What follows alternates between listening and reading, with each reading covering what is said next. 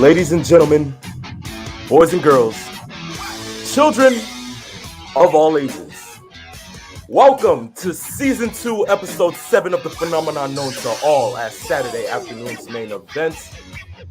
As you can see, I put my mind, heart, and soul, blood, sweat, and tears into this very industry because after being about 12 hours removed from AEW Rampage and my voice 50% being distorted, I am still here to go ahead and give you laughs, good times, and all the wrestling news possible. Of course, yes, it is I, the phenomenal one. And of course, I am joined by the limousine riding, jet flying, kiss stealing, wheeling, dealing, son of a gun, Mr. Peeps, Nate. Peeps, how are you doing, man?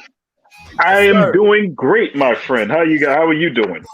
Aside from being tired, and aside from having Yeah, the you had adrenaline yourself a still really kicking, good night last night, I see.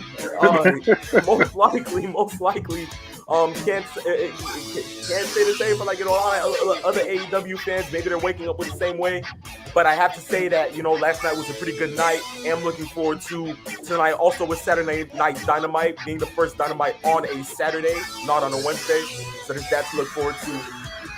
But yes, I'm here. You're here. And of course, as I said before, we're here to give these people, the fans of Saturday afternoon's main event, laughs, good times, and all the professional wrestling news possible. So, of course, we welcome you.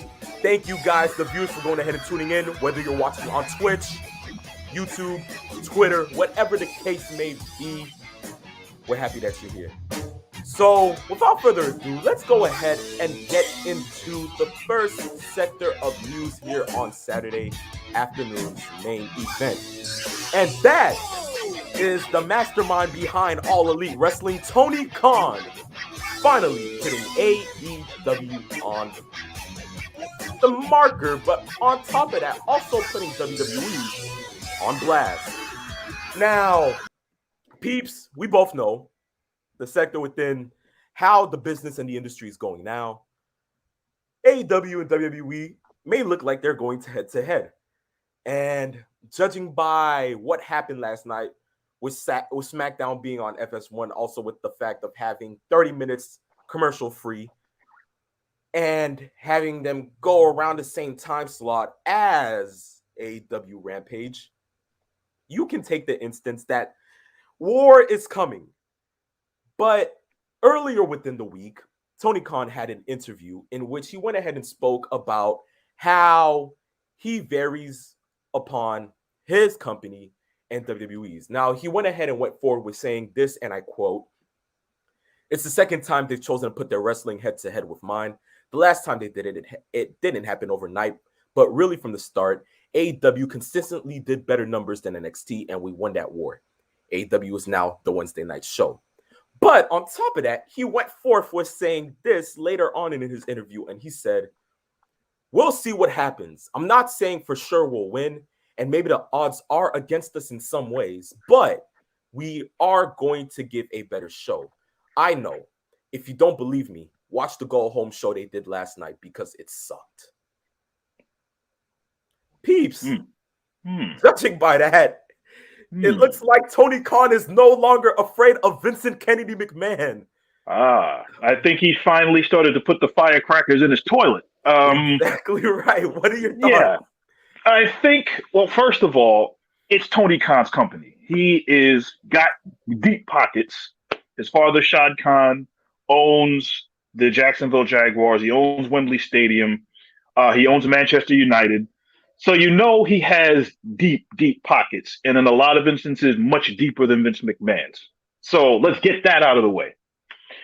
Tony Khan right now, and you've heard me say this before in previous week's episodes, Tony Khan needs to concentrate on the product that he has and not on Vince McMahon as the competition. And here's why. When you have a show like AEW, which is still a little bit over 2 years since its germination as a little seed in the minds of Cody Rhodes and the Elite and some of the other guys that were there, when they did that all out pay-per-view years and years ago to try to see if we could go ahead and build up a card of independent wrestlers and guys from other companies, and let's see if we can draw a 10,000 seat house. From there to where we are now, AEW, whatever you think of the product, has grown exponentially. From maybe the pay per view buy rates will start to increase some. They've got mainstream attention. ESPN is actually looking at them as a legitimate company as they talk to them. Because you remember, it wasn't that long ago that ESPN had a deal where they would interview a lot of WWE talent and put them on a weekly episode, at least weekly on Sports Center, and talk to them and ask them about certain things. AEW is now starting to get that mainstream attention. We're also starting to see the ratings going up. We already talked about what happened between NXT and AEW Dynamite, having NXT now move from Wednesdays to Tuesday to better compete and get better ratings. What they have to do now, don't get into the petty squabbles, although we've seen both companies are going to be privy to doing this. I think what they need to do, stick with improving the product. You've heard me last week talk about what are they doing with the tag team division as far as making it believable so that a tag team match looks like a tag team match instead of having this Texas Tornado stuff or guys that come in and tag when they want. Those kinds of things makes no sense at all. All of the ideology behind the women's division as far as where are they going, creating a new championship, the TBS championship, which is a women's championship. They are doing things to forward their product and forward their company's sustainability longer term. But they need to concentrate on that and not worry so much about what's in the WWE's kitchen, or they're going to burn their hands on their stove. Yes. I mean, with what Khan is going ahead and doing now, I mean, at this point, we all suspected it. I mean, wasn't it just last week that, or about a couple of weeks back, where we heard some fan go ahead and, send out the question of, do we see Khan going ahead and, sending out a Vince Fears ratings poster? Maybe not in all the same instances, but at least now he's kind of going ahead and giving the notch to go ahead and say, hey, our show's better. They sucked. This is how it's going to go. We're top tier right now. This is what we're doing. We're actually succeeding. Let me go ahead and start getting a little arrogant about it. Now, in all terms, I see why he's doing it. He's not wrong. AEW is doing, pretty good right now as for, ratings, as for their talent that they have on their roster. But again, as you said, it just doesn't correlate with the fact that you got to go ahead and stick to your own industry. Stick to what you're doing, not to what other people are doing. Because at the end of the day, whatever is happening, it's good for wrestling as a whole. But just focus on wanting to succeed on yourself. Don't go ahead and search for all the other instances where you want to go ahead and overshadow one company or just make yourself greater than one. Because truth be told, we've seen it happen in the past and we've seen how it's gone down. But exactly. Yes, with that, I mean, I wasn't really surprised when Khan went ahead and sent out this comment because I was like, it was going to happen eventually. And the fact that he implemented it that way was pretty funny to me. But of course, it's Tony Khan. Why mind it? I mean, he got deep pockets, as you said, as ego wise in terms of, him being correlated to Vince McMahon, probably maybe so. But of course, just as a younger version who just wants the fresh talent to go ahead and become the new generation of professional wrestling. And it's succeeding as of now, but as you said, just slow it down. Yes, and we've heard these kinds of things happen with other rival promotions. We heard it with TNA when they signed Hulk Hogan. Hogan was going to be the guy that was going to take TNA to the next level, and that thing fell apart literally weeks afterwards. Exactly right. We've seen it happen with WCW, and in the credit of Eric Bischoff, what he did, he made sure that everything that he did was literally the complete opposite of what the WWF at the time was doing.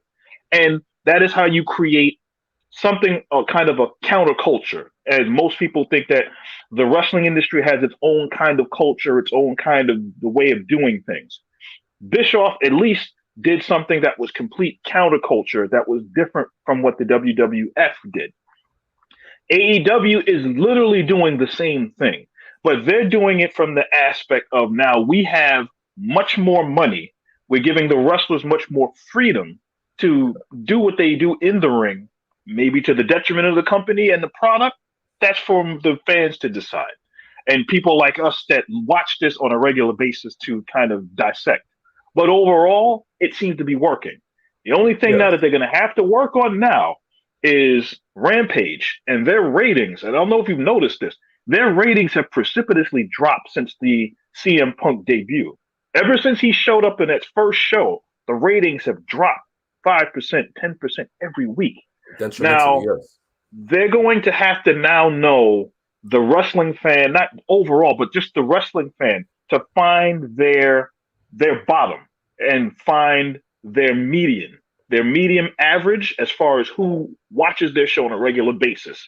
Make sure that they are sated.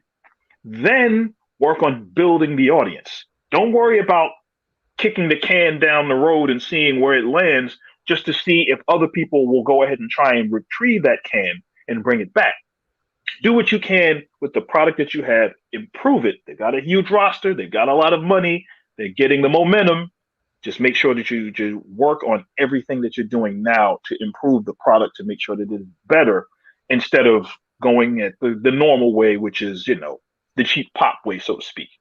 Yeah, true. I mean, one thing that I've noticed so much in AEW is that like they don't try to go ahead and mimic everything WCW did, but I feel as if they did do this one thing that I saw Bischoff implemented during 97 to about 99, and that was the key to being unpredictable. Because of course, with how they moved around with the NWO and how they made it sort of like towards the end of pop culture, with how like even Dennis Rodman was a part of it at one point. They brought in Carl Malone to side with that with Diamond Dallas Page. All of that around that that perimeter. Every single week during that time, they'd be like, you'd have fans wanting to go ahead and get to themselves, I wonder what they're going to be doing next week.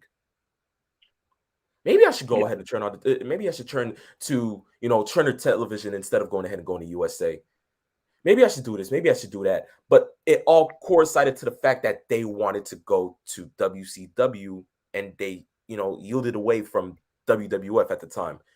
If the key of being unpredictable was somehow implemented into AEW to the fact that they can have the elite be something, a little more larger than life. I'm not saying that it isn't now because, of course, even with them being on the Indies and New Japan and everything like that, it's still, one of the biggest factions in professional wrestling today, from, sales of t-shirts to the amount of fans that go ahead and throw up two sweets.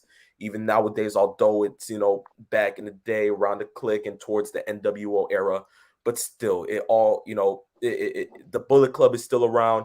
People love the elite.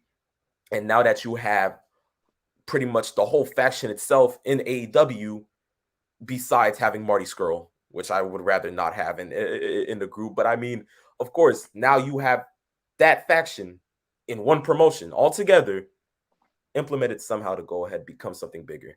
You can do everything in your right mind to go ahead and build this as something great. I know for a fact Tony can do it, but it just all depends on how he works it around. Yes, and the other, I guess you can say the other coin that he has in his pocket that he can play is the fact that he's doing interpromotional talent exchanges, which is something that WWE Yes, doesn't notoriously do anywhere near that often. exactly right. You got the Impact Wrestling angle. You got Ring of Honor potentially, AAA, because we've seen Andrade Yeah, and Kenny Omega. We've seen those kinds of back and forth talent exchanges that you can use by bringing a wrestler in from another promotion and bringing in that dynamic. You've also got the New Japan dynamic, Minoru Suzuki, him being in the yeah, promotion back and forth across promote New Japan with AEW, getting more mainstream uh, attention and eyeballs, not just as far as mainstream media in the United States, but worldwide.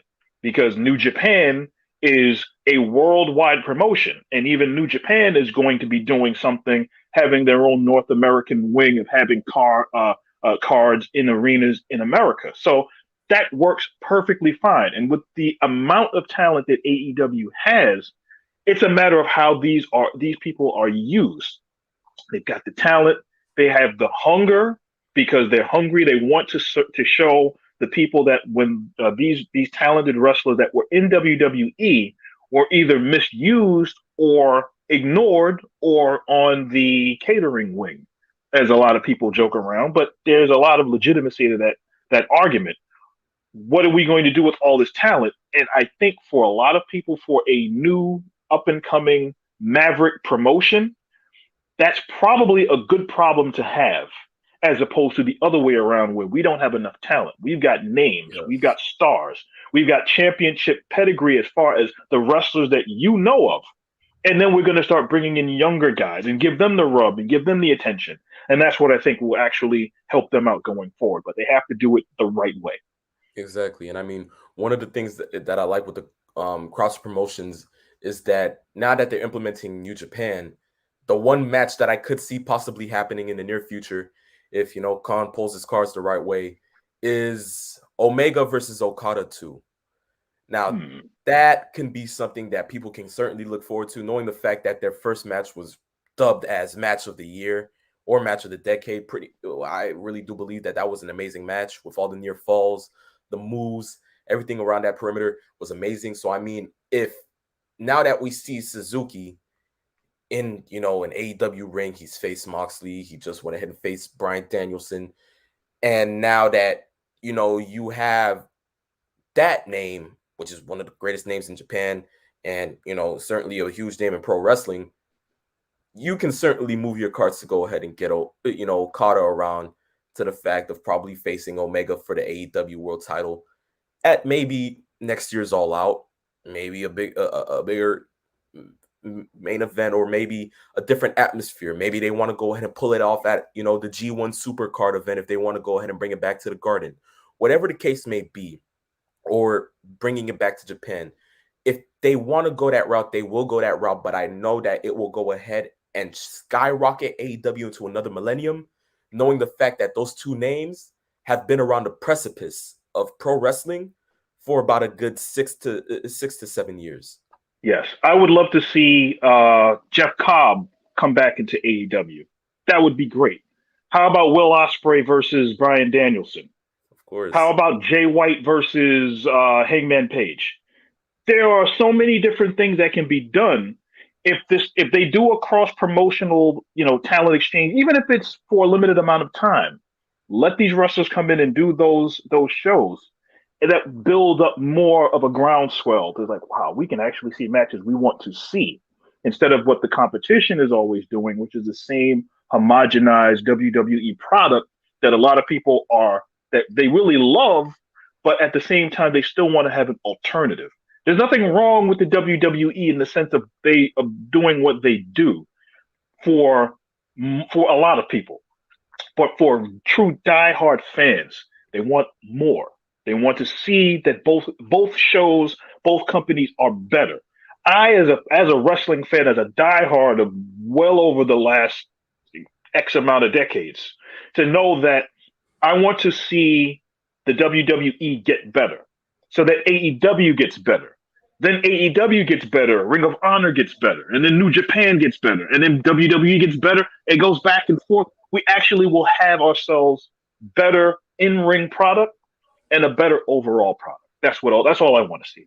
Exactly right. Exactly right. So, I mean, in the meantime, we'll just have to go ahead and look to see how that goes. But I mean, for Khan to go ahead and, start with that, I mean, yes, fuel to the fire, as we may say in pro wrestling terms, right? Yes. But I mean, it did capture the eyes of many.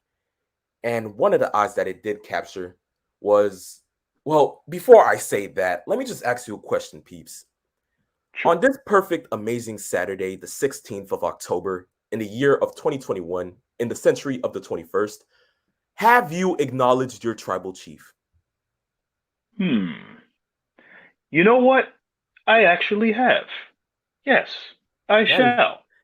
that is amazing to hear. That is great to hear because, of Yes. course, the tribal chief, the head of the table, the suplexorcist, as I've heard that WWE has recently trademarked, Yes. has went ahead, gone into an interview, and says that he does not think of AEW as competition. Now, I mean, you would have to go ahead and say that just because you don't want to go ahead and come off as the type of person that doesn't really think of them as competition. You really don't want to go ahead and sound like a wuss, as we may say, and as I want to go ahead and keep it PG here on this episode of Saturday Afternoon's Main Event. But of course, he doesn't think of them as competition. And in his interview, he went ahead and he said this, and I quote, "So me, I don't see real competition with AEW because I think their fan base legitimately is a hardcore fan base. So there's like a ceiling and a built-in ground for that viewership. The WWE is trying to connect with everyone. We're trying to connect with the mainstream. We're trying to pull in the casual fan. We're trying to engage the new viewer while also serving our hardcore fan base and giving them compelling stories to fulfill them as well. I think because there are the new kids on the block, they're the cool kids in town. I guess because of how premature and how novel it kind of still is. I think they're still being babied by the fans. It's just a weird argument because there's so much bias and there's so much I'm on the side and I'm not going to open my mind to the other side, and it goes both ways." Quote. What do you think about this, Peeps? Well, you have to understand where Roman Reigns is coming from. Roman is coming from the standpoint of being in the WWE since he was a kid, so to speak, knowing he has family ties with the Anoa'i family, his father, his uncle, he has brothers, he has cousins, he has many family members that have been in the WWE in some capacity over the last 40, 50 years. So, of course, he's going to say something along those lines. He is the next in line of that lineage that has been given the reins, so to speak. You get where I went with No that on pun that? intended. Yeah, no one pun intended. Yes. And he has now been given that spot. And Vince has been very, very, I would say, judicious with what he wants to do with Roman Reigns. This is the heir apparent for John Cena. The guy that Vince sees is going to take the WWE into the next 10 years if he decides to stay and wrestle about that long. We know when you have a big name star, especially with Vince, he always has at least two or three wrestlers that are transcendent in a particular era. With Hogan, either you've got Hogan as that face, and then you have that eternal bad guy that you run with, which would have been a Roddy Piper or anybody that was managed by Bobby Heenan. Uh, After Hogan, you could argue it was either Bret Hart or Shawn Michaels. After that, it was Austin. After that, it was The Rock. But then The Rock, even in that constant, he also had his antagonists. You had the Triple H's and you had guys like that. Now, after that, you had Cena. After Cena, the heir apparent being Roman Reigns and all of the people that he's been in the ring with over the last few years with Brock Lesnar and some other guys that were there. Overall, we know where Vince stays with here. Also knowing he's a company man. Like Seth Rollins, he doesn't see anybody else being anything near competition. And at the same time, the business model for the WWE is completely different. As he stated in his comments, they are, as you've heard me say a bunch of times before, they are not a wrestling promotion. They are a sports entertainment promotion. Yes. Their number one job is to create content between Peacock and the WWE Network, and then all of the specials that they've done with NBC and USA and all of the other things that they do, make video games and sell T-shirts. They at one time had wrestlers making movies with their WWE films on. So that's where they're at. AEW right now isn't there yet. They're actually operating kind of at a loss.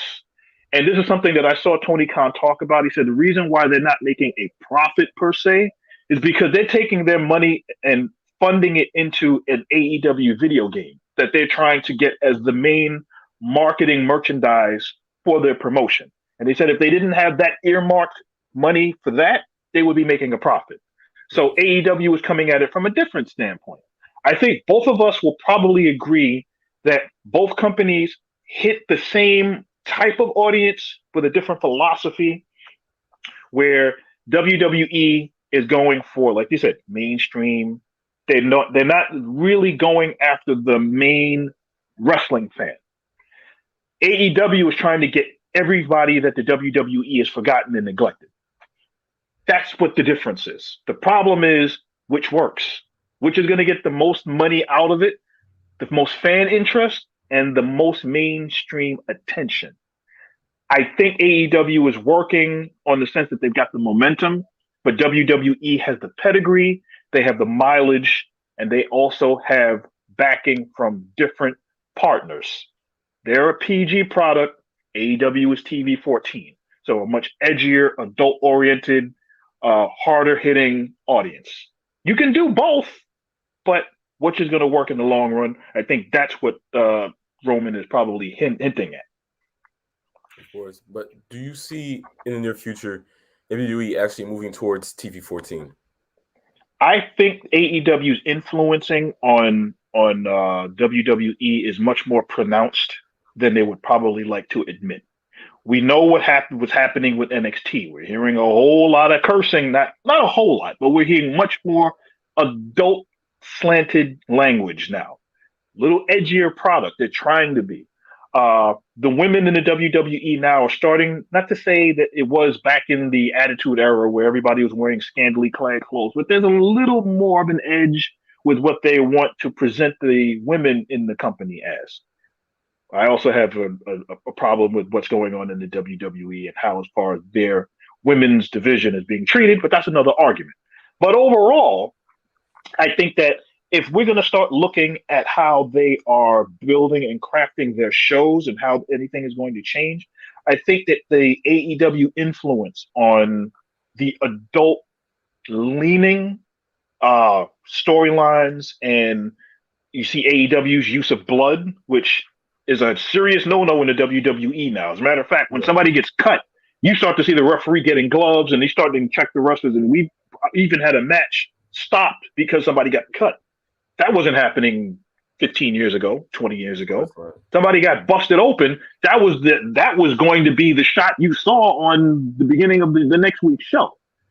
So yes, I can see WWE trying to get a little more edgy, but I don't see a full TV 14 change just because there is much more money and a broader scope with the sponsors, the responsibility to those sponsors and to the networks that they're on, with Fox and with USA, which is under the envelope of NBC Universal, of trying to keep it as PG as possible so that they can stretch out to more of those mainstream avenues without offending.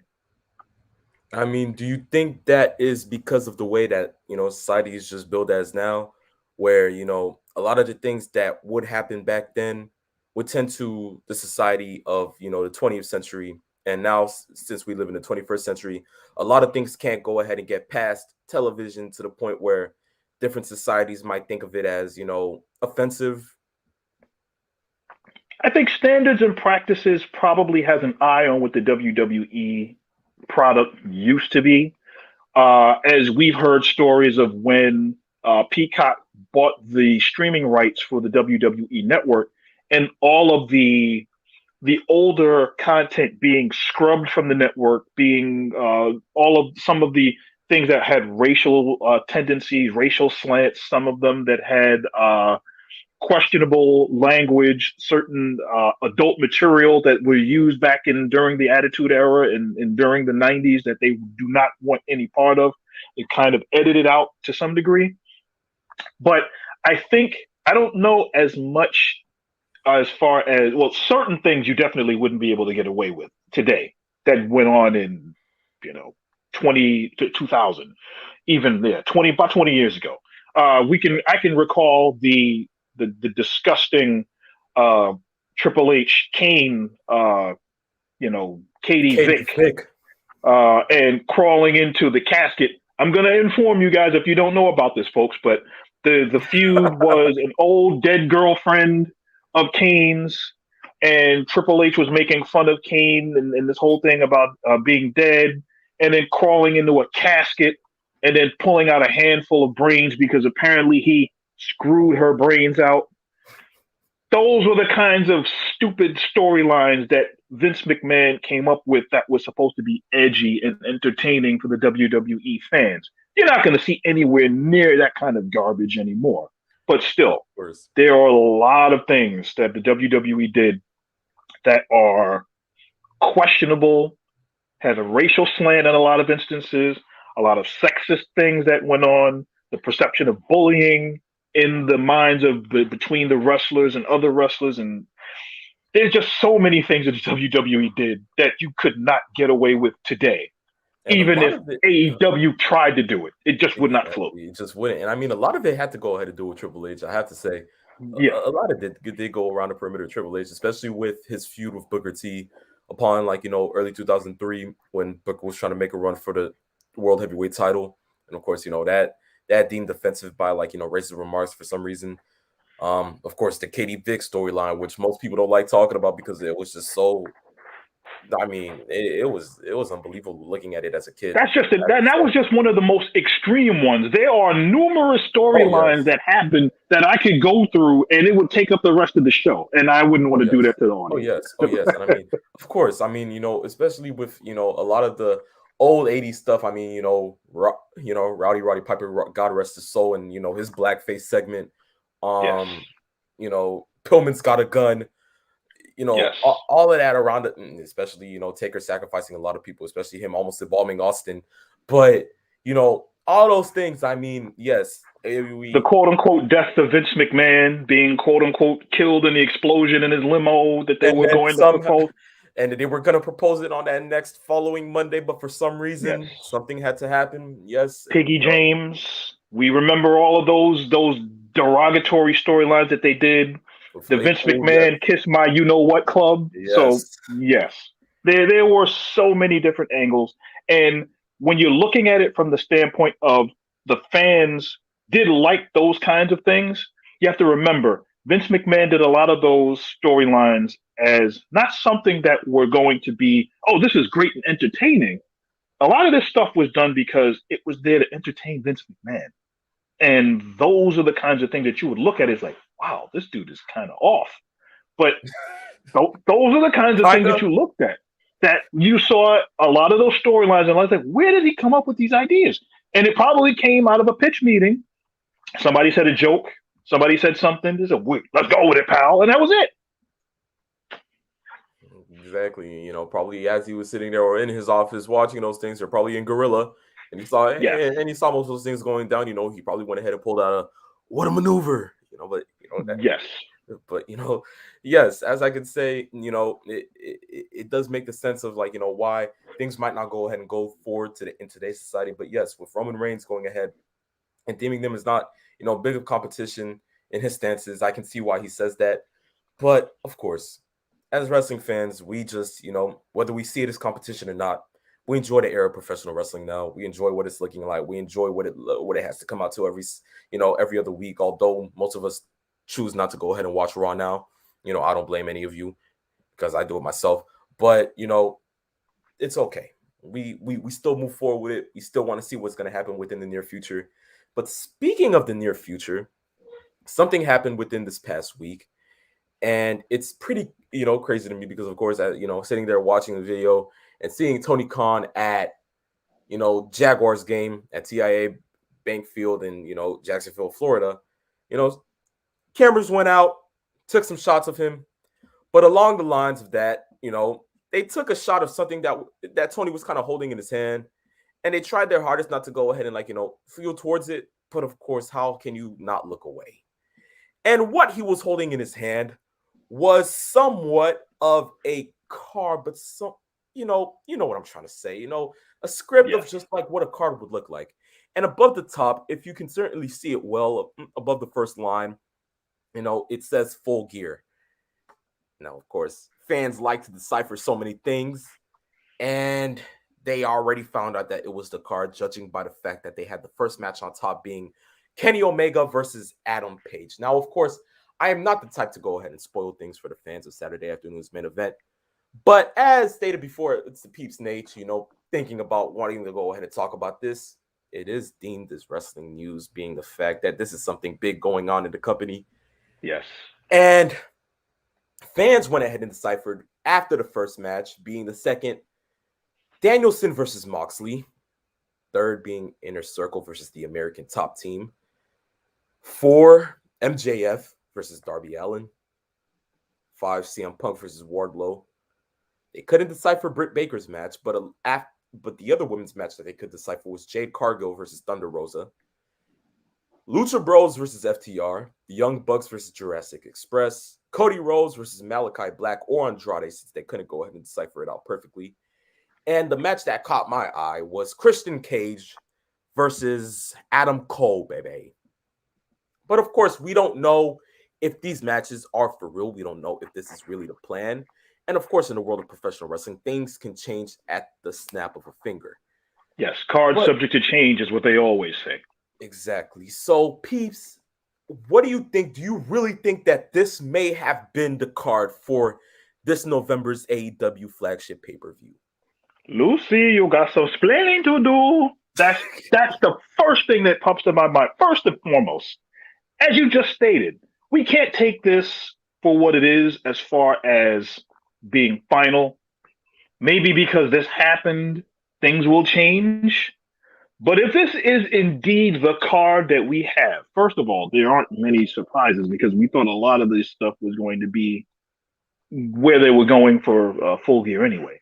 But if this is, the WWE will probably do everything in their power online, probably other wrestlers, to completely clown Tony Khan for this entire thing.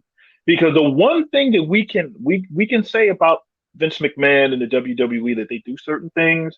Maybe they have a writer in the company that might have said, I saw a particular wrestler do such and such. Or maybe there was somebody that was there that took a random picture that was put online and it inadvertently spoiled something. Like the I believe it was the Keith Lee title change when he won the North American Championship. And that was leaked because there was a picture taken by a wrestler that put it up on his Twitter, I believe. Things like that. Okay. The one thing you will never see is Vince McMahon or anybody in his inner circle out in public with a match card that might potentially spoil a pay-per-view. You're not going to have a run sheet on you in a public area. You do that in the limo. You do that in a hotel room. You do that at home. You do that in the bathroom. You don't do that in the public eye around 50, 60, 70,000 people, knowing everybody has a cell phone. Everybody has a portable camera. Everybody has a portable recording that they can take with them. And that is what you do not do. And this is one of the things that I have said before in this age of social media is that if you do something like that, you're going to have to expect some kind of a backlash potentially. Now, as we stated before, he could have just been jotting things out, thinking, well, maybe if I move this, maybe I do that could be a draft. That doesn't necessarily mean that's the final card. But if it is the final card, that's an absolute blunder. You can't get away with, and he's going to probably, if this stays the way it is, he's going to probably be clowned. He might have done this on purpose to see what would have happened, just to see how many people would troll. Who knows? But you can't do that. Take it for a grain of salt until we actually get the card. Of course. But I mean, with Tony's thoughts, he actually, sat there and had an interview about it. And he said this. He said, and I quote, speaking of halftime this weekend, while I was at the Jags game, I was doodling on my notebook and had written a bunch of matches on one page. I saw that a lot of people had taken notice of some of my notes in my notebook, which is pretty amazing because when you're walking around with small notes, you never think that photographers are going to capture the small writing that you have written down. I'm glad it wasn't anything more personal, but it's funny that people run with assumptions on the internet these days. I've seen all these people jumping to conclusions that, oh, that must be the Full Gear card. And it is true. I announced this week that Hangman versus Kenny Omega is the main event that we've all been waiting for Full Gear. It's going to be a huge pay-per-view, and Kenny versus Hangman is absolutely the main event. But I had notes, and I was just kind of messing around with different ideas and playing around with stuff. You could even see them. It's like scratching around, and it's all written in pencil. It's been erased. And I saw people make assumptions that the fact that they were able to zoom in on that, and I was a little surprised by it. but I'm also not thrown off by it or discouraged by it. It's gotten us a lot of buzz, and I was just amused by the viral story that passed a few days ago. Quote. Which leads into what we basically were just saying is you know that we are about a month away from Full Gear. Probably maybe a little less than a month, maybe about 3 weeks, 3.5 weeks. Figuring that Full Gear is their second biggest pay per view outside of uh, All In.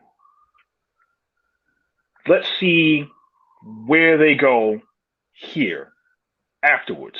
Yes. But the bottom line is social media for now. Let's get the benefit of the doubt here and see what happens. But like I said before, if this was the WWE and this was Vince McMahon, people would be like, well, Vince McMahon has really lost it. He's actually showing what the card may potentially be. We don't know what the card is. We already know what the main event was because they announced it last week. So let's find out what happens here going forward.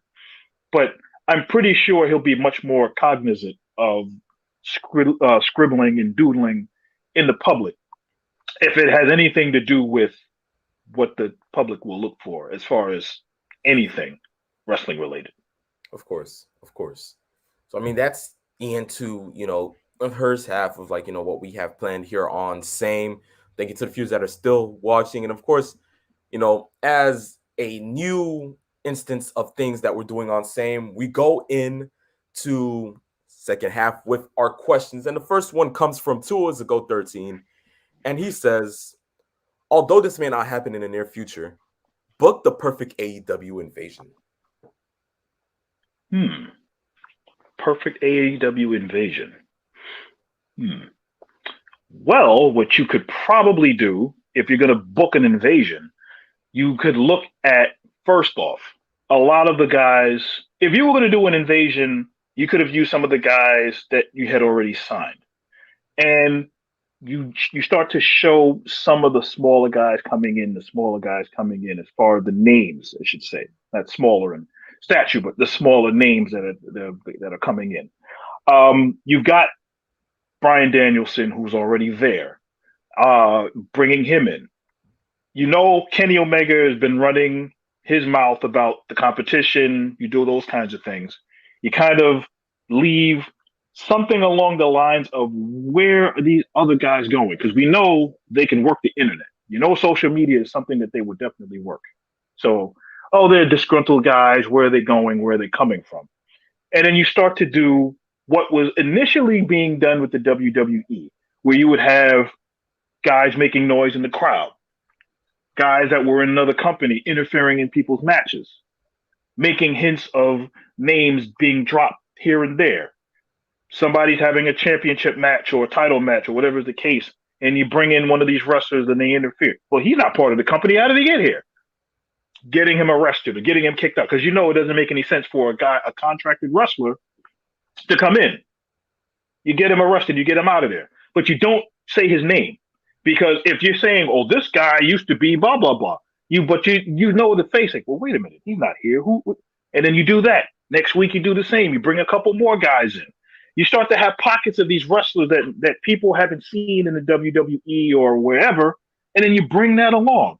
Maybe you mix in a guy from New Japan, or you bring in another guy from Ring of Honor, or whatever is the case. And then you start bringing that in, and then they start talking about, well, we're actually taking over this company because of, and bring in grievances. We were up north and we got screwed. We're here to do so. You can do a number of things with the talent that's there, but then bring it cross promotionally. You got Impact Wrestling. Your world champion is Christian, who is on the roster of AEW, but he's a champion of another promotion. That could have been brought in along those. You can do so many different things to book an AEW invasion angle and have it better than the way that the WWE's WCW invasion, which should have been money, but was literally trickled away way too soon because of Vince McMahon and his perception of what we want to do is pluck the guys that came from WCW, those stars, I'll book those guys to be on my team, and the rest of the guys can go kick rocks. Yes. I mean, one of the things that I can see that would work as an AEW vision, all of those were like, perfectly right on the money, peeps. Another one I can possibly go ahead and see is, just the beginning of something, coinciding with the fact that maybe you do a toe to toe, face to face type of thing where if, as we saw in the first AEW pay per view, which was Double or Nothing, of course, we saw Cody Rhodes go ahead and send out a message to the WWE, even in terms of him smashing, the King's Throne, of course, which is, very symbolic in terms of the game Triple H, and just sending out that message that, he is no longer, afraid of going ahead and implementing that he wants to go ahead and start his own wrestling business. And he knows that he will go ahead and, tower over this and become one of the hugest faces in wrestling. Well, why not go ahead and start off the invasion with the way that you had to start it off? Cody Rhodes face to face with Triple H, Hunter Hearst Helmsley. I mean, with that can go ahead and build a lot because, of course, we know the history. We know how much these two have gone back and forth on certain things. There was even, the storyline within, the Authority era, or can we say the PG era, where, he was very largely disrespected through getting fired, even having Dustin fired. Dusty Rose getting, bombarded with slaps from Stephanie McMahon, all around that perimeter. And you go ahead and you start off an invasion with probably Triple H just standing in the middle of the ring trying to implement something good, or probably talking about the next draft or something along the lines of, a new generation for WWE. And out of nowhere, you hear Kingdom playing on the loudspeaker. That's if, things were to go ahead and go that route. But of course, that probably wouldn't go that route. And you'd probably have Cody Rhodes entering through the crowd, maybe along the lines of him entering with, the Nightmare team, probably with Arn, maybe with, Khan behind him, or like, the Elite, although they're, vice presidents, of AEW themselves. And I mean, just him bringing along, I mean, backup, and that being set out into the wrestling world. Of course, they'll know who they are. Of course, everybody knows who Cody Rhodes was since he was an original talent of WWE around a short time. All that can go ahead and coincide into the fact that as long as you see Cody Rhodes toe to toe with Triple H, that can go ahead and start something good. And that can maybe go ahead and, set forth a period of time where an invasion between AEW and WWE would be good for both teams or both brands of the business. But as you said 2 years ago, although this may not happen in the near future, Yeah. it really might not. We might not really see this because, as said, the last time we saw an invasion with WCW and ECW was pretty much because either WWE brought them along because WWE felt as if they could get ratings, or that man, Vincent Kennedy McMahon, bought his competition. Would he be able to do the same with AEW? I don't think so. Maybe not. We really don't know what would be in store for the near next 2 years, but with the star power and what the fuel and how AEW is carrying themselves as of now, I don't see it happening. So, good question from 2 years ago, 13. Next question comes from Student of Thugonomics, and he says, if you have ever met a professional wrestler who came off as a complete POS. Now, of course, we all know what a POS is. I'm not going to go ahead and actually say the terms of it. Peeps. Yes, we're actually RPG here. Go yes, figure. Exactly. So, Peeps. I have actually met a handful of wrestlers in my lifetime.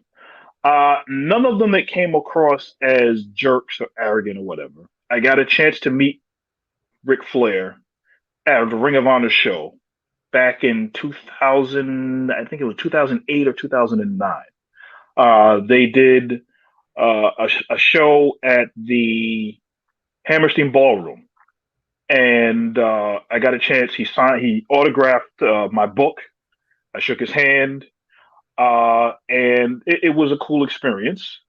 Then when he did the show, he spent about 5 minutes talking to the fans, about if I was 10 years younger or you were 10 years older, I'd be Nation, which his normal routine. So he did that.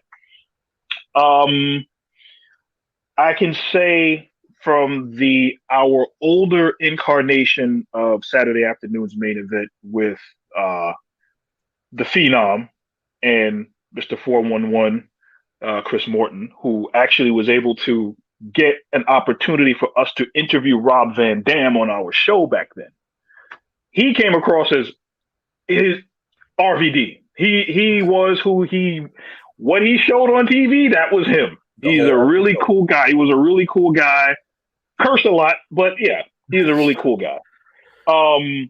I when I was a kid, I actually and I haven't shared this with well, I've shared it with some people, but when I was a kid, my uncle took me and a couple of my cousins. We went to it was either Madison was it Madison Square Garden or I think it was Nassau Coliseum, and actually got a chance to meet Bob Backlund. Shook his hand Wow.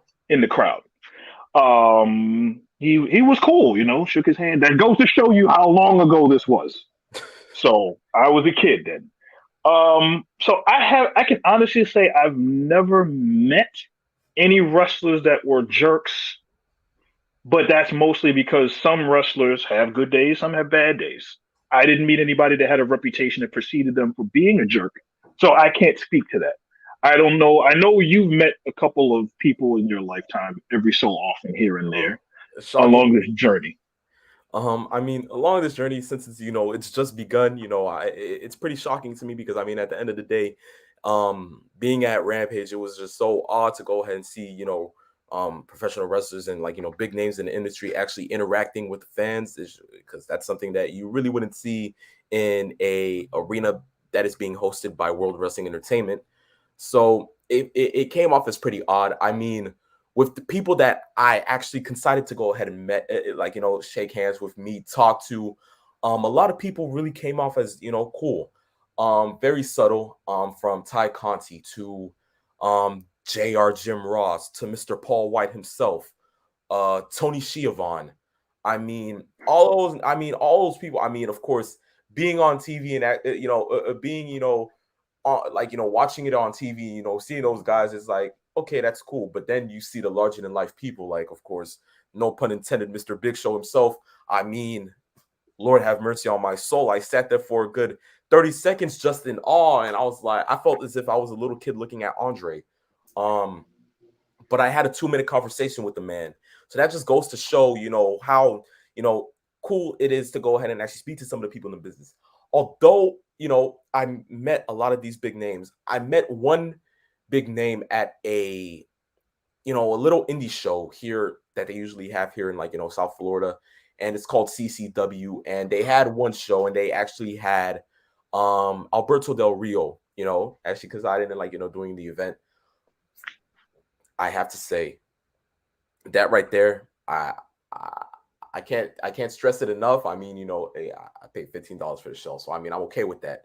But it was like I mean, the amount of arrogance that came from Del Rio. I mean, it was just like, whoa, okay, Yeah, like this is something new. Like of course, because this is coming off like him leaving World Wrestling Entertainment. But of course, I was so indulged into Del Rio, especially around the 2013 era, especially when he had his feud with Jack Swagger, leading into WrestleMania 29 for the World Heavyweight title. I loved, I loved the, the cockiness. I always like, the arrogance out of, every other professional wrestler when it comes to how they react with the fans, how they go ahead and like, but of course, sometimes you feel as if they may just do a little too much. That was probably one of them. Another one I have to say, which was just recently, a couple of hours ago, was pretty shocking to me, but I have to say, um, Powerhouse Hobbs from AEW. Hmm. Not very fond of going ahead and like interacting with the fans as much. I mean, with how that went ahead and transpired with fans going ahead and going up to trying to go ahead and get a picture and just him walking away instantly and not wanting to interact with them, not saying a word. It was pretty shocking to me. But But also remember, there is a small modicum of kayfabe. So we don't know how of much course, was him healing it up for the fans, exactly. or like was we seen MJF, who is without question the clown prince of trolling. Oh So yes, he went and I mean, for those that don't realize how much of a troll MJF can be, He flipped a double bird to a kid at a convention. And when I mean Exactly. a kid, I mean like A an eight, little 9 year kid. old, and just Exactly. gave him the double one fingered salute at an autograph signing. So yeah, he's doing that to stay in character. But yeah, Oh yeah. No, I he can mean, do that. I have friends, I have people that I go ahead and like, conside with and I, talk to on a daily basis, and they've been to a lot of AEW shows. They've seen MJF. One of my friends even went along the lines of going ahead and sitting there and actually seeing him walk past them. And he didn't say a word to him, just eyed him. And Maxwell Jacob Friedman went ahead and just went along the lines of saying, don't even bother asking for a picture because I'm not taking one. He just walks away. But I mean, it's MJF. It's Maxwell Jacob Yeah. Friedman. I mean, I love the heel gimmick. I love what Yes. he's doing with it. But I mean, the heel persona is something that you adore from the man because I mean, he is one of the most hated heels in the business as of today. Yes. But he's just making it amazing for people to go ahead Without and a question, MJF is probably my favorite character in AEW. Period. oh yes. He's a very good wrestler. He's great selling. His work rate has always been good, but he's young. He's what, 24, and Exactly. he's already at a spot in his persona and his in-ring career where he is at least a decade past people at that part of their career would be. He is so far ahead that if you go ahead and say, well, these guys, and you look at him, he's like, oh, well, he's got to be like 31, 32. No, he's 24. This guy gets it. He knows exactly what to do. He knows how to get under your skin. He knows where to get under your skin, and he knows for how long to do it. He is perfect. He is absolutely perfect. Exactly right. And it's funny, peeps, because I mean, from going through, this question and actually, it transfers into the next question. And I have to say, you always hit it off the money with these questions. And the next one comes Yes. from Tombstone City, Adam. And he says, other than MJF, who do you think lives their heel persona the best as of now? Hmm. Well, what a transition, because that's what we Exactly. just talked about. Exactly.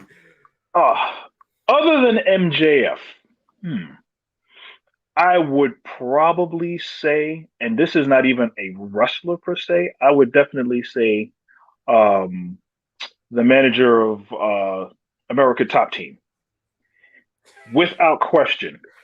He he is like Jim Cornette incarnate, and I could listen to Jim Cornette dress somebody down all day when he was managing, because my favorite tag team was the Midnight Express.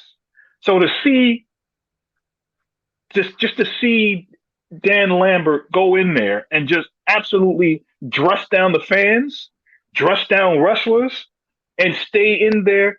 He is literally what a younger, more angry Bobby Heenan and Jim Cornette love child would have become.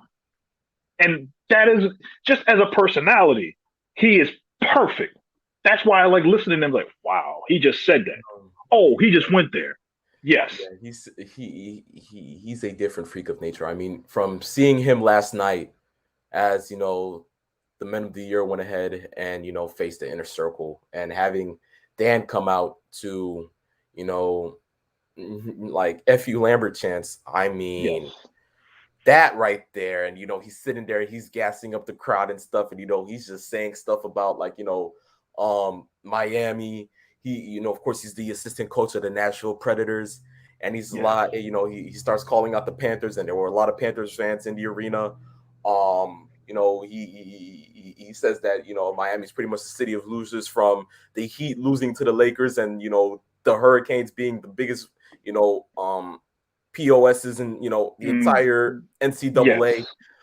I mean, Dan Lambert is a freak of nature. I've seen Jim Cornette do a lot of shoots. I've seen Jim Cornette call out a lot of people. Yes. But I mean, to think of a reincarnation of Jim Cornette in human form, it's gonna have to be Yes. Dan Lambert. Yeah. Yes. So I think I'm gonna have to go ahead and agree with you on that, because if there's gonna be any other professional wrestler that really sells it off to the fans, that they can be a complete jerk and just downright atrocious, it's gonna have to be him. Yes. That Yes, was a great question, by the way. I actually like that question. exactly, facts. But as I say, that gives it towards the end of the questions. But I always say, come on, guys, we like the questions. Just keep sending them Yes. in. We enjoy this. Like it goes ahead and coincides with us, and we sit there and it actually gives us the source of critical thinking because we sit there and now we got to go ahead and wonder about all the other factors that go ahead and tie into those questions. Guys, Yes. keep sending them in. We love it. So of course, go Yes. ahead. Saturday afternoons underscore main event on IG. DM us. We'll be glad to answer them. Guaranteed it will be on the next show. Okay, so that will go ahead and lead towards the end of the questions. But of course, we have two more topics to go ahead and talk about. And the first one being that in about 5 days, we will be turning our televisions, if we have the chance to the worst streaming service in the entire world, which is Peacock, at about 1 o'clock in the afternoon for a glorified house show known to all as WWE Crown Jewel. But of course, before we do that, here at Saturday Afternoon's Main Event, it is always amazing to go forth with predictions. Now, peeps, of course, with this, I know like this may be your first time going ahead and doing the predictions on the show. But of course, just as always, we'll go ahead and coincide with it, see how it goes. And we go into the first match, not being one that's very anticipated, but a singles match. Mansoor versus Mustafa Ali. Who do you see walking out of this one? Well, it's the same old trope that Vince McMahon leans on, which is let's create a tag team, let's get them a little bit of traction, only to break them up and then get to a pay per view and have them feud. And then I can pick out of the two which one I want to be the star. He does this all the time. This is what happened with the Hurt Business. This is what happened with the Rockers. This is what happened with Yes. a lot of tag teams over the years. And then a lot of tag teams that were there even tried to do that with the Road Warriors. Oh So, yeah. hey, it is what it is. But this is not that. Uh, I see Mansoor being over because, as we remember, Mansoor in Saudi Arabia on Crown Jewel, and when he was on the other pay per view in Saudi Arabia, which is usually the greatest Royal Rumble, Mansoor is undefeated. And Oh I yeah. don't believe that Mansoor is going to lose to Mustafa Ali in this card. It should be a good match because Mansoor has grown a lot over the last 3 or 4 years. So Yes. I like his in ring talent. I think he's pretty good. Um, a little generic as far as his presentation, but when they go to Saudi Arabia, he is treated like a rock star, and I can't see this being any different than that. So that's definitely going to be the case. I would not be surprised if this was the first match of the show. I wouldn't be surprised if this was right in the middle of the card to get the fans back up. So I think that what we're going to see is a Mansoor win, and I think it'll be a pretty decent match. Oh yes, I really do think it will be a pretty decent match.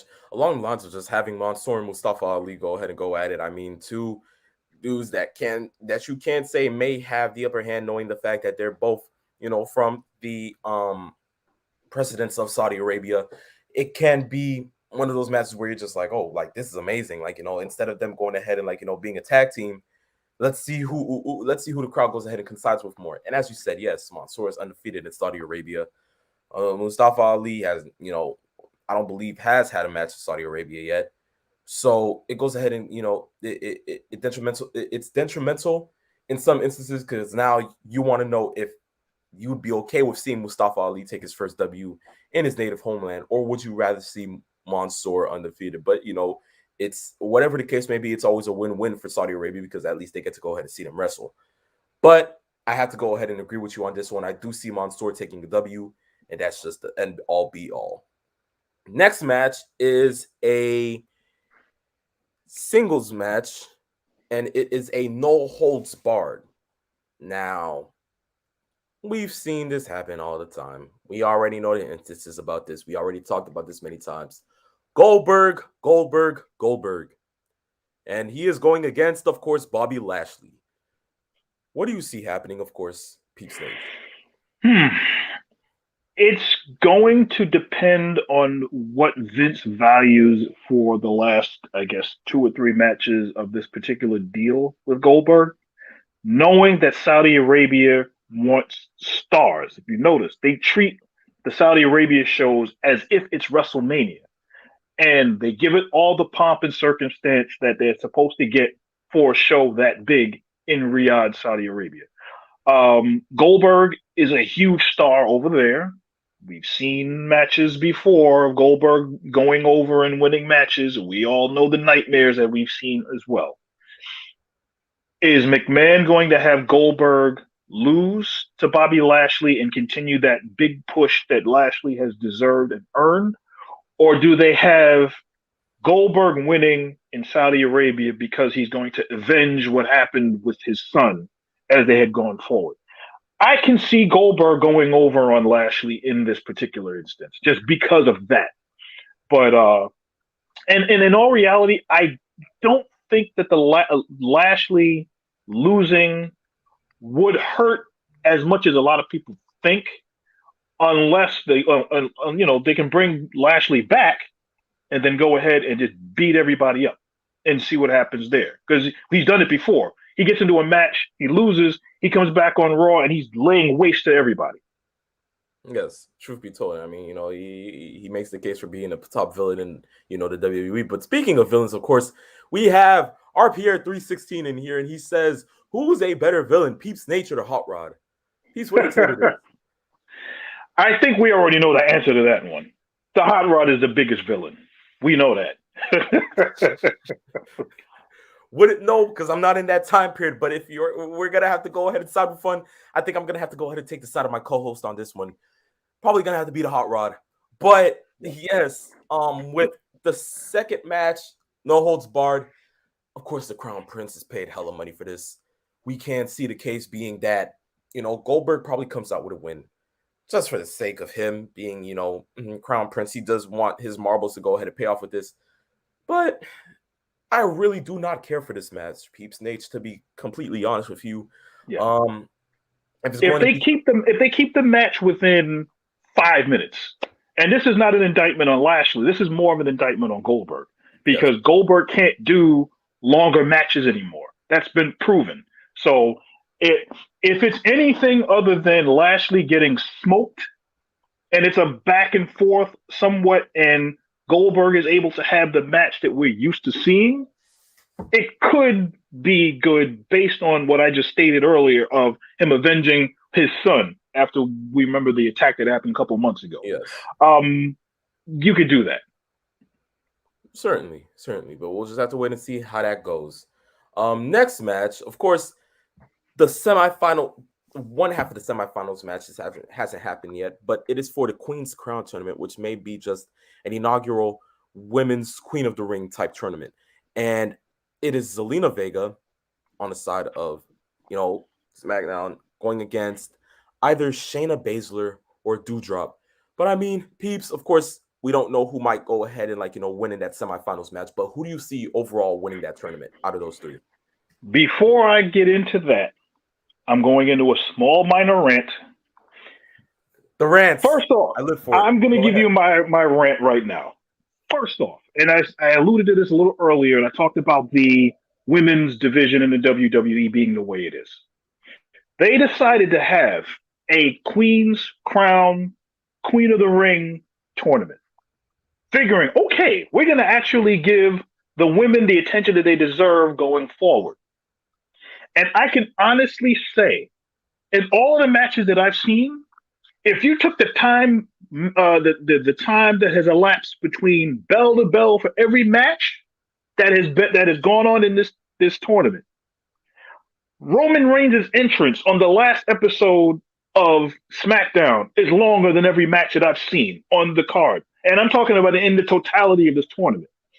What makes no sense to me, Zelina Vega, who has been back in the WWE after literally being fired from the company and being gone for some of the things that she stressed as far as what's going on in the back and the Twitch account stuff.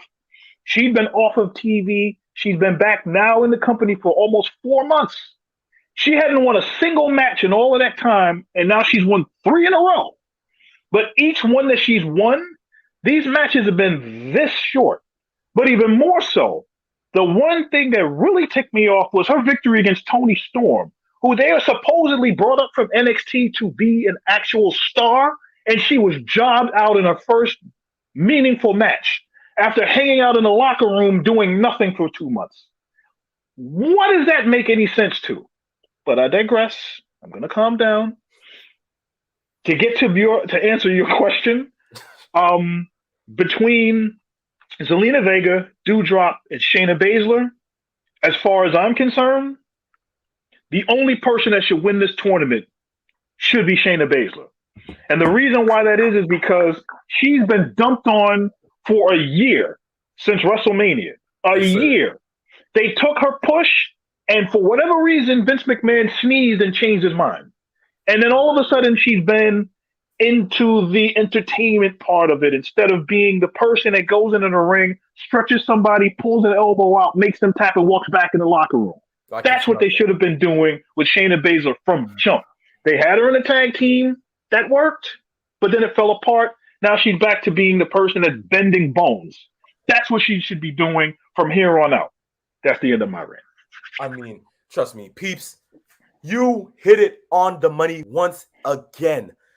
I myself have been a fan of Shayna Baszler since the dawn of NXT times when she went ahead and gained the NXT Women's title. Now, listen, when I sat there and I looked at her being in that Women's Elimination Chamber match with whoever winning that match would go ahead and face champion of their choosing at WrestleMania, which was, of course, deemed as too big for one night, knowing that it was behind a closed set. And I saw that being one of the matches, and once I saw it going on last, I said, okay, this is where Shayna Baszler gets shot into the stratosphere.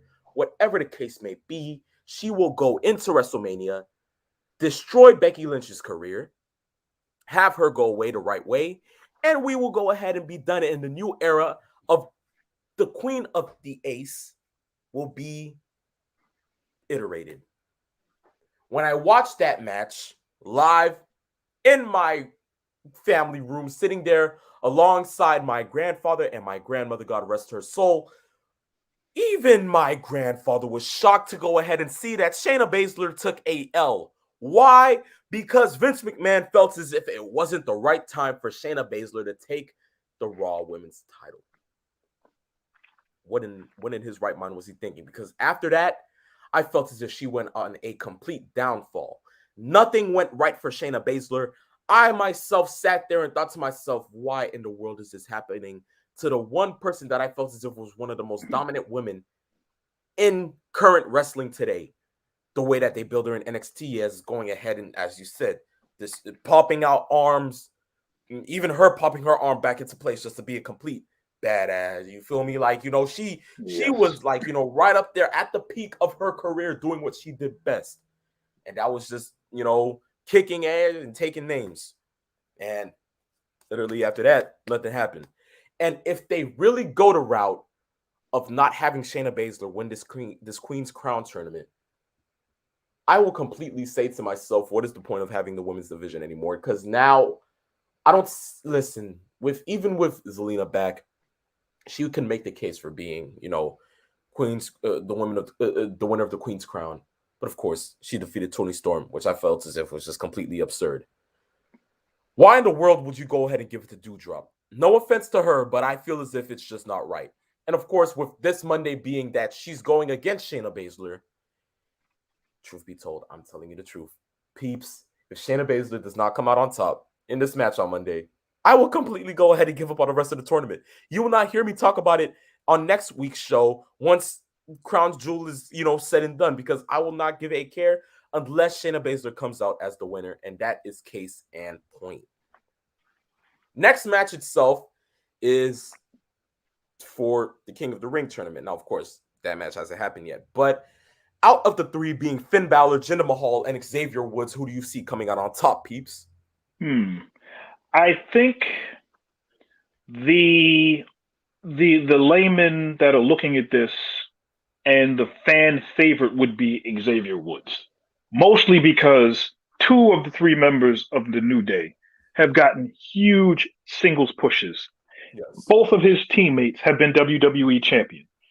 Both of those guys have been between Kofi Kingston and Big E have all had great singles stardom thrust upon them.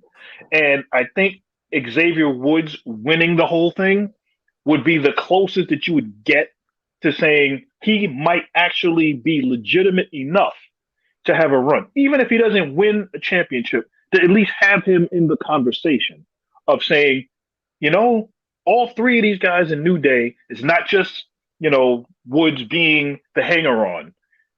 That could be the case. Now, Yes. if you're looking at the way this tournament is going right now, I would not be surprised if it ended up being Finn Balor versus Jinder Mahal.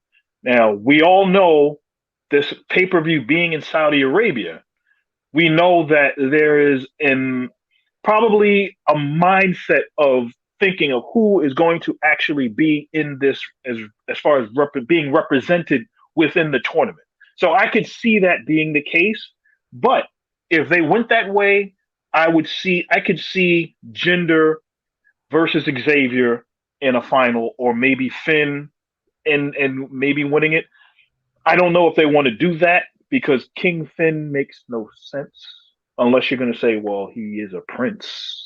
Maybe that's what they're going for. I personally think that it makes sense to have Xavier Woods win this. Truth be told, I agree with you on the same matter. But of course, we just have to see how that goes. Next Yeah. match itself, is Arcade Bro, or should I? Trust me, I'm so sorry to the fans of S.A.M.E. I should say it with much more enthusiasm, right? Arcade Bro versus AJ Styles and Omos for the Raw Tag Team Championships. I myself, case in point, I'm just gonna say it. Arcade Bro taking the W. Peeps, yourself, what do you think? Same thing. I don't think we even need to go too much further in this. I think that AJ and almost, if they don't split here in the same sense of, well, almost going his own way, I think they're very close to having him now become a singles guy and AJ moving on from this.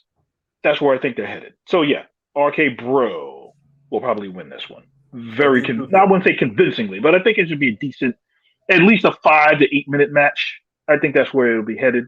So yeah, Oh, yeah, certainly. I mean, I agree with you on that. And I like the enthusiasm with the RK Bro. But yes, perfectly fine. yeah. Next match is a triple threat for the WWE SmackDown Women's Championship, and it is between the likes of the man Becky Lynch, the EST of WWE, Bianca Belair, and the legit boss, Sasha Banks. Who do you see taking the W Hmm. here, peeps?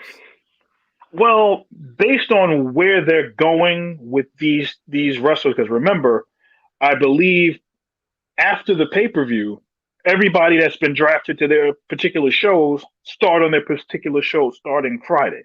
So the pay per view was on Thursday, SmackDown is Friday, and then Raw on Monday.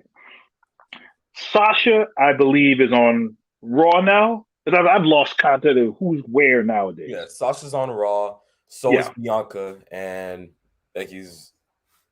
See, I think I've lost contact with it also. you see my point. Yes. Now Becky is on SmackDown. We know that.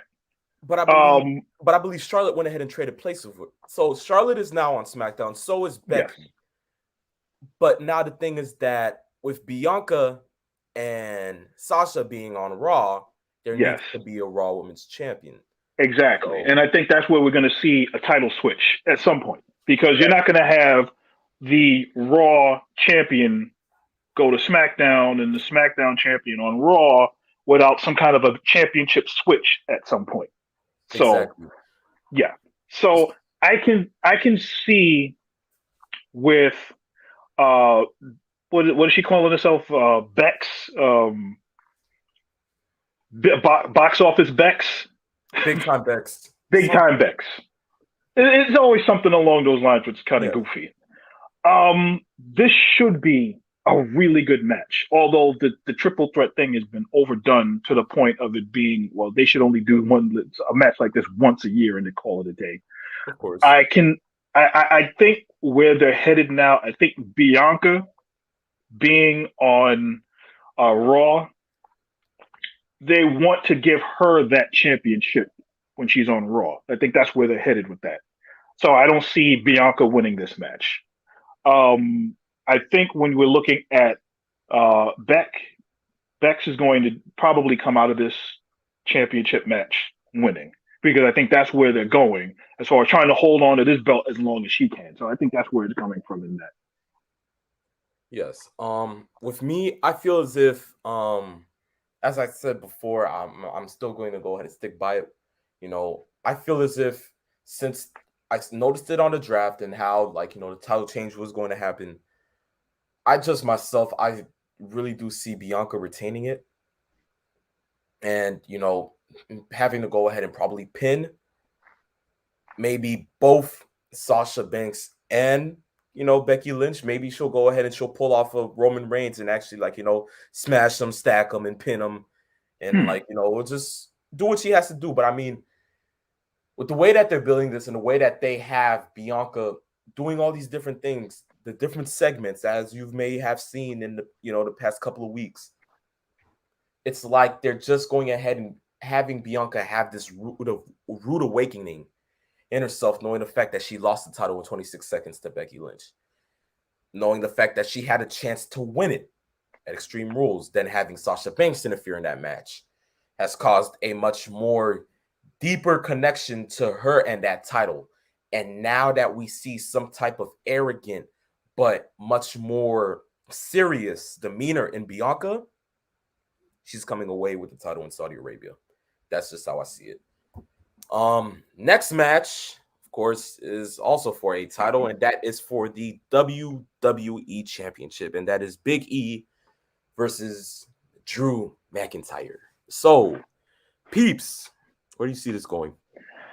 I think it'll be a very good match, as evidenced by the talent that's there. You know what Drew can do. We know what Big E can do, and we also know that Big E is in the midst of the germination of his championship. And for his championship reign to be legitimate, he's got to win big matches. And this is a big match.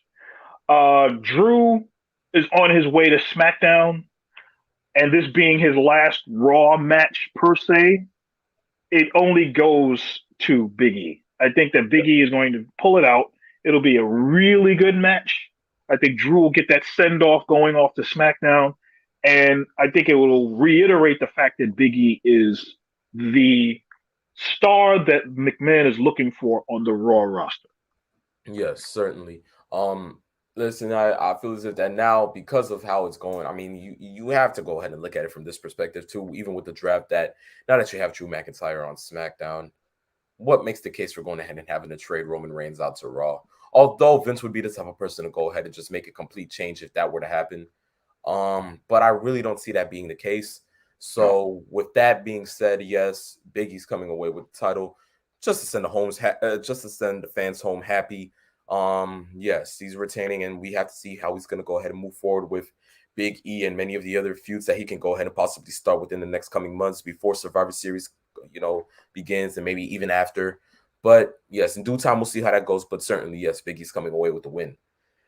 The Yeah. next match is, of course, in terms being, one of those anticipated matches right now in this modern millennium of wrestling.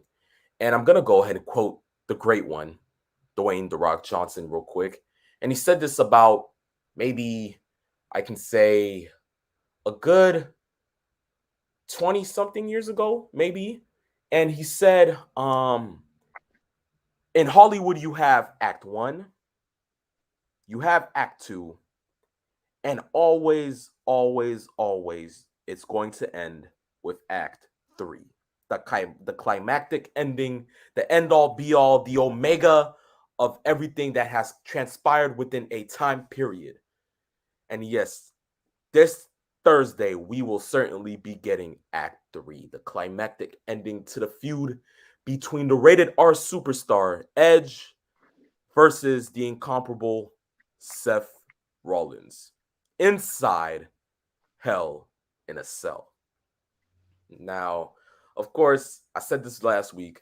I am glad that Vince has got his head out the gutter and he is finally using Hell in Itself to its firm extreme, being that it no longer has to be a gimmick, but it has to be the match to end a feud, an era. Peeps, what do you think about this, and where do you see this going ahead and residing? I firmly believe that this has a chance to steal the show because of the fact that they've never done a cage match in Saudi Arabia. I think that the They fans are have, really they have, well. but Well, yeah, if you want to call it, yeah, cage, if, yeah, but if you want to call it that, but yeah, yeah, I try to keep that whole theme thing out of my brain and all the other stuff that went on at that time. I try to keep yeah, that out of my brain right now. But I digress. But looking at this match, a Hell in a Cell, where the fans are looking for what you just said, closure, the end of a feud. I have always been of that ilk that if you put cage, Hell in a Cell, that kind of match, that you're gonna have two guys go in, and one person's supposed to walk, the other person's supposed to crawl, and that's the way it's supposed to end. And then we will talk about, the first match that they had was great. The second match was really really something. The rubber game in the match, so to speak, is what you the fans are looking for to be better than the first two. It's very rare that any sequel is better than its original, but the fact that you add that combustible element of a cage and the kinds of matches that Edge has had in Hell in the Cell matches, the kinds of matches that Seth Rollins has had, and then you add in all of the stuff that's happened before with the injured neck, and then you bring in the fact that Seth Rollins has been in Edge's home and talk about his family and all of the other things, and then adding Beth Phoenix, who is Edge's wife, and all. There are so many things that you can throw in here that add that element of this has the potential to be really, really good, and there's that intrigue factor, and you're on a big stage with all of those fans there, is going to be a great match. The only way this is going to end is with Edge getting a victory over Seth. That's the only way I see this happening, based on what we just talked about with Edge having his home vandalized or victimized, I should say, desecrated, so to speak, by Seth coming into the house, which, by the way, makes no sense. How did he get in the house and there's no security? There's no. But I digress. I digress. I've been doing a lot of digressing in this show today. oh But yes, yes, certainly, yeah, yeah. That's what I think is going to happen. Edge will go over, and I think this should probably, like I said before, I think this match has the potential to steal the show. of course, of course. I mean, as you said, with me, I feel as if this ends due to the fact that one has more experience than the other. We have seen Seth in Hell in Cell matches. Don't get that wrong. I've seen him in plenty. But of course, Edge in Hell in a Cell matches always has a nice ring to it, and it always goes ahead and coincides of being one of the greatest matches, ever.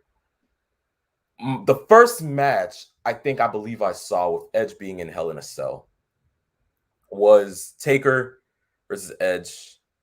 No title on the line, just straight, you know, old bar. We going through this, and I mean, with him and even the ending where that one segment where Taker goes ahead and brings in the letters and actually drives it straight to hell with that choke slam in 2008. I mean, theatrics as a kid, I mean, I was a big Taker fan, so I mean, I didn't really care. I was like, oh, he really sent him to eternal damnation. How Yes. amazing. But of course, I really wasn't sure about like whole gimmicks thing, or like how they really work segments. So I really believe the whole thing. But the ambiance of Edge against Taker in that match was amazing. And we've seen what Edge can do with Seth Rollins. And we always Yes. knew that there was something there. That was always the incomparable dream match that we wanted to see, but never thought we would get. And when we got it, we applauded. But now stakes have been raised. Not only are we getting the ending, not only are we getting Seth Rollins versus Edge, but we're getting it inside a structure that made Edge somewhat famous. Kind of did the same with Seth Rollins, but in all the wrong reasons. Yeah, more infamous than famous. Oh, yes. So I would love to see where this goes. I know this is going to be something to look forward to, although I know it's going to be with that red cage, and I don't know why they had to make it red. Lord have mercy on my soul. That is something that I have to rant about one other day because, of course, with that licorice universal title that they first brought through, I mean, of course, I have grown to love it since it's now blue. But please, anything that you paint red in this world, Vince, you go ahead and you make it look so trash. Stop doing that. If they were to bring it back and actually, just have it look as if it's just a steel structure instead of having it painted all red and stuff, maybe the little kid in me may go ahead and go back to regular form. But besides that, it's Hell in a Cell, it's Edge, it's Seth Rollins, it's Saudi Arabia with a with a crazy crowd of fans that just want to see something great. We want to see something great. It's going to be in the afternoon for us, but night for them. As long as I don't think I'm sleepy through half of that time, I think I'll be perfectly fine to witness this match. And to think who I'm Hey, going to go ahead and have come across, yes, the Rated R Superstar is coming ahead with this win. yeah. Hey, Vince might surprise you. He may just turn the cage green and gold, just like the logo of Crown Jewel. Don't push it, Peeps. Peeps, don't push it. You're giving the man ideas if he's listening. He may be wiretapping into this. Oh, Lord, come on, Peeps, don't give him ideas. oh, good But grief. Lord have mercy. But yes, Vince is a person with all types of surprises. I wouldn't be surprised if he went ahead and did do that. But please, if you're listening, do not. With all the things that have this match being one of the greatest, I really do seeing it steal the show, as you said twice. But of course, we look towards the last final match of the night. And to say that this is a little more anticipated than anything else, I have to say it is. And knowing that I've seen this match plenty of times, we've seen it take place in Saudi Arabia, we've seen it main event WrestleMania twice.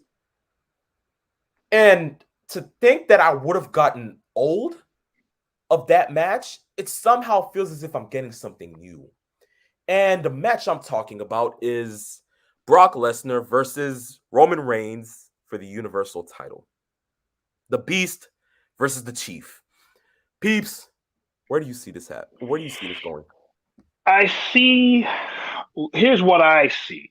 What I'm seeing is Roman winning the match, and I'm also seeing, because of that whole dynamic of where is Paul going, or where is he going with this whole thing? Is he still the advocate for Brock, or is he with this tribal chief? And they've been going back and forth and back and forth. And what I think is eventually going to happen, storyline wise, is that they're going to leave just enough of a tease to make you think, is going to make you think that something is going on. But yet at the same time, I also believe that it's going to be one of those things where Brock Brock looks and says, "You know what? I am actually doing this just to mess with you.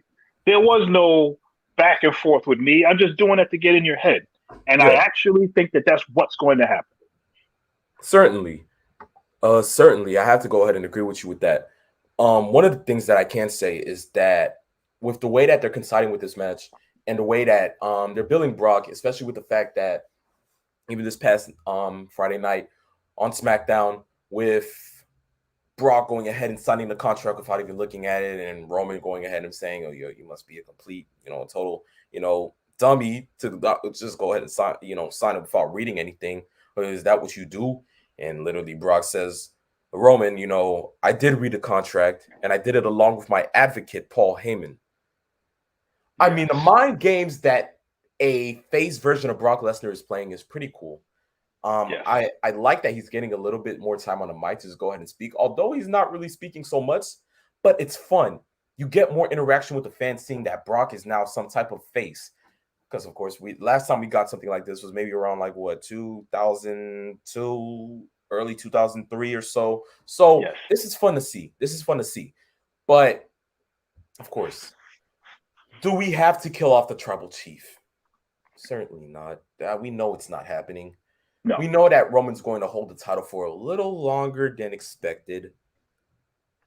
But there's always I don't even think it's longer than expected. I think Vince has always had the mindset that he is going to try to have Roman hold onto the belt longer than anybody else in a 1 year or so run.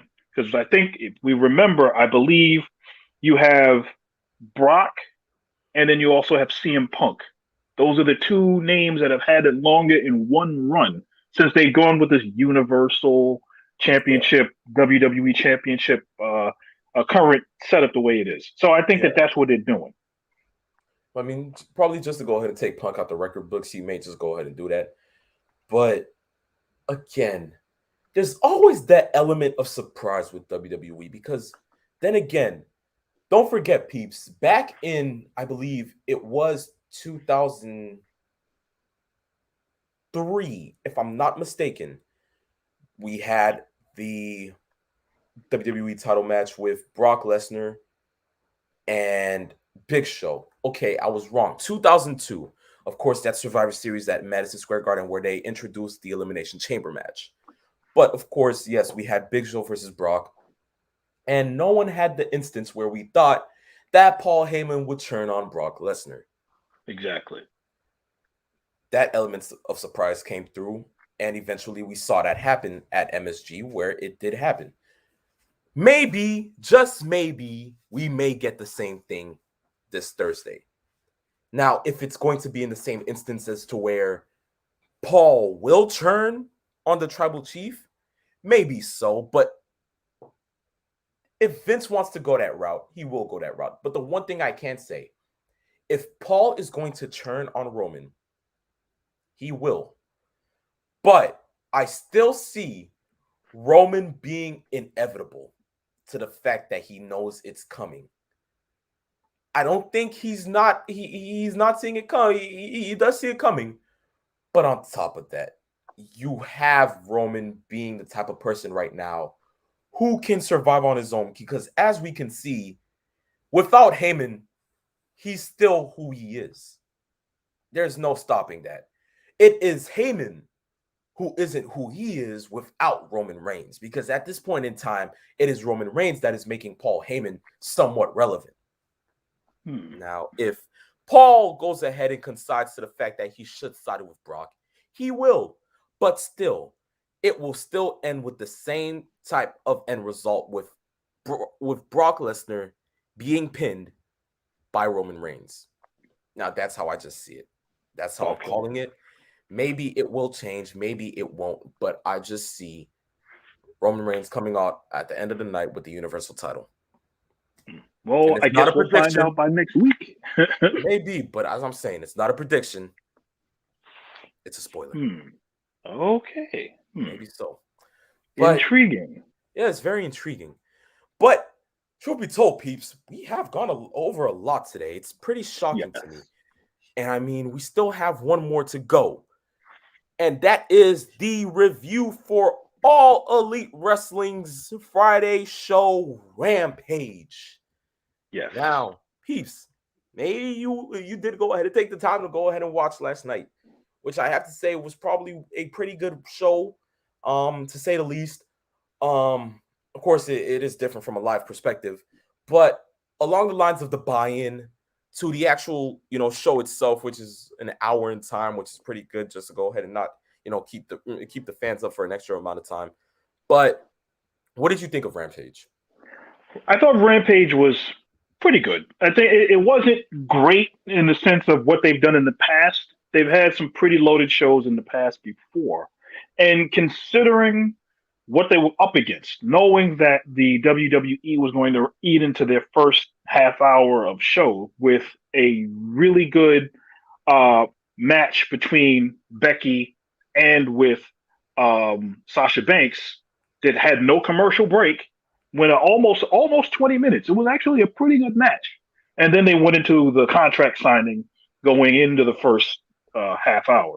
But Rampage they did a pretty good first half hour, I think, also with Matt Sydal and CM Punk, which I knew was going to be a great match as far as I was concerned. Now, I've seen better from the both of them, but based on that, that match was really, really good. I personally like that match. Going forward with some of the other the accoutrement with the fans and the way that they came in and they enjoyed the rest of the show, I really was looking more at the reactions of the fans and how they were going to respond, knowing that they were there to watch Rampage and also knowing that McMahon had SmackDown on eating into the first half hour. What did you think? Because I personally know you were there yesterday. Yes. Um, to say the least, I mean, the whole review of Rampage itself, um, being my first AEW show, and being that this is my first time being in the vicinity of a wrestling technician like Daniel Bryan, a wrestling legend himself, Chris Jericho, and on top of that, seeing CM Punk wrestle for the first time in my life, thinking that I would never be able to go ahead and see that again. And I have to say, the 8-year-old me looked at that and shed a good amount of tears. And, I sat there and I thought to myself, man, like, I'm actually enjoying professional wrestling, you know, of course, along with, the buy-in and, along the amount of chants that were started amongst the fans, especially me being able to go ahead and start 2 chants, which was pretty crazy to me because I've done it many times before. And I thought to myself, okay, it may be cool to go ahead and start one here. And I started a Fight Forever chant during Suzuki versus Daniel Bryan. And I thought to myself, oh, gosh, like this is just amazing. And for the AEW fans listening, I'm so sorry. Let me just go ahead and refrain to go ahead and say the name correctly. Bryan Danielson. All right, that's more like it. There But you go. along the lines of everything that, happened and transpired last night, the show itself was great from the perspective of a fan because, of course, you got to see all elite wrestling at it doing what it does best, but you're seeing it live. So of course the chants are louder, the fans are much more rowdier, the boos are much more amplified, the bass and the music is much more boomier. Everything around the aesthetic of all elite wrestling Rampage was amazing in the perspective of a fan. The aftermath, getting to see Tony Khan come out and talk to the fans, being able to go ahead and see all these different wrestlers within the span of time that I got to go ahead and see.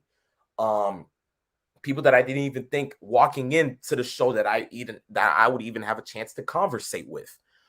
All of that coincided to me, and I said to myself, I see why AEW gets the buzz that it gets because it is authentic.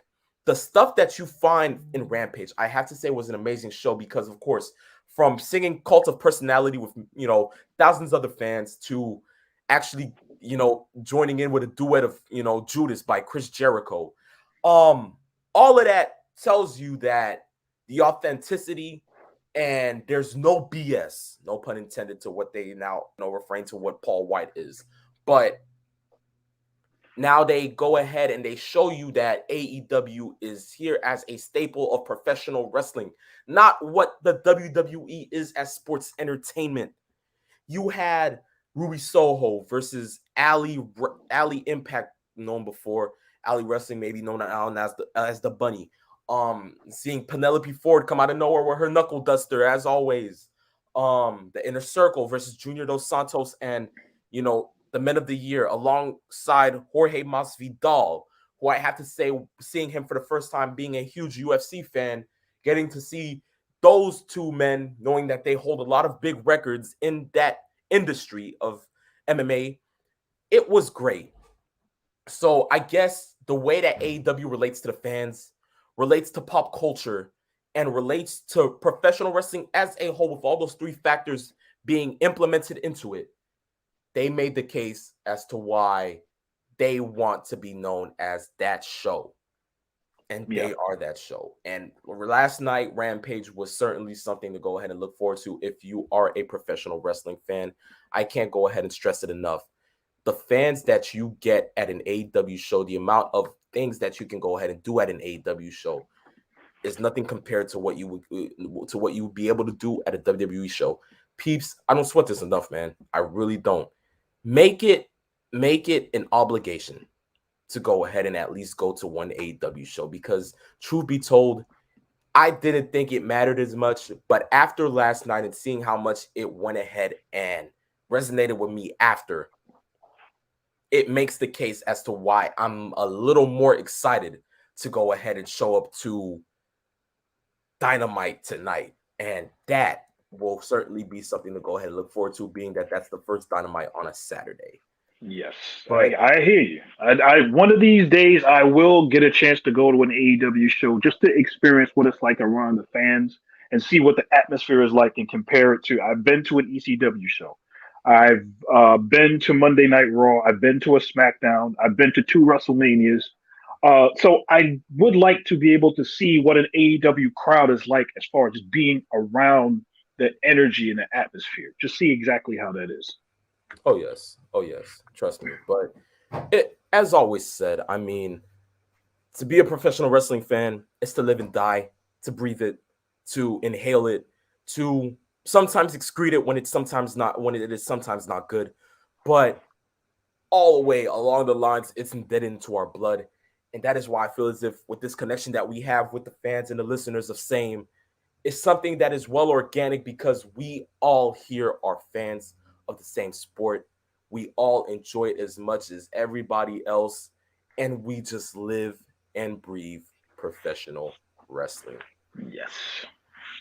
But I guess it is with that we are out of time. Shockingly. I mean, I didn't even think we were going to go ahead and take that long, truth be told, but somehow we did, right? Shockingly. But I have to say that this episode was pretty good. And to the listeners, I can't stress this enough, thank you for going ahead and tuning in to season 2, episode 7 of Saturday Afternoon's Main Event. Of course, I always say that you guys can go ahead and follow us on Twitter, Instagram, of course, at Saturday Afternoons _Main Event, Twitter, Saturday Main, and just keep in updates with what we have planned for the wrestling world and the wrestling news itself. Guys, we thank you for listening. We thank you for coinciding with us. We thank you for going ahead and sitting here and listening to us, Mr. Peeps Nate and I, the Phenomenal One. And it is with that I leave you on this very episode of S.A.M.E, that I, the Phenomenal One, and I, the Peeps Nate, where we came, we saw, and in the words of Paul Heyman, we conquered. Yes, sir, we conquered. See you next week for episode 8. It is with that I bid you farewell, peace, love, goodbye.